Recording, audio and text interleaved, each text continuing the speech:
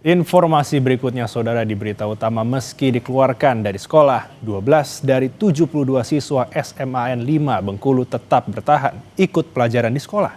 Namun mereka mendapatkan perlakuan yang tidak menyenangkan dari pihak sekolah. Meski telah dikeluarkan dari sekolah, 12 dari 72 siswa yang dikeluarkan dari SMA Negeri 5 Bengkulu masih menuntut hak mereka untuk kembali bersekolah. Namun perjuangan mereka tidaklah mudah. Mereka harus belajar mandiri dengan berpindah-pindah tempat, seperti di perpustakaan sekolah, kantin sekolah, hingga rumah kuasa hukum mereka. Di tengah upaya untuk tetap belajar, para siswa juga mendapat perlakuan tidak menyenangkan dari pihak sekolah, seperti diusir dari ruang kelas hingga perpustakaan.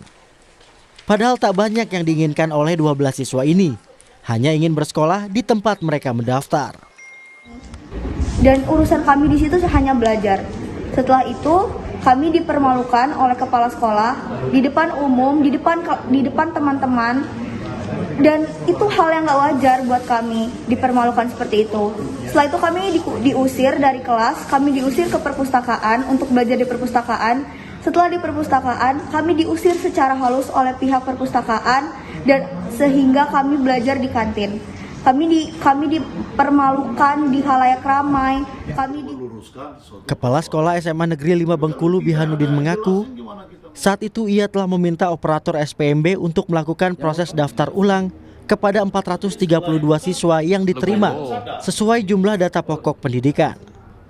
Namun permintaan itu tak diindahkan operator SPMB, sehingga 72 siswa yang sejak awal tidak diterima di SMAN 5 Bengkulu tetap lolos. Waktu penerimaan mereka mendaftar secara resmi itu, status mereka ini tidak diterima.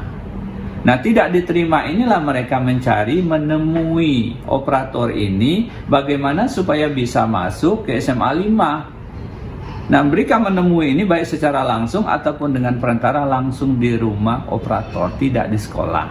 Nah, kalau mereka mengatakan bahwasanya mereka itu diterima secara resmi di SMA 5, itu nonsen, bohong.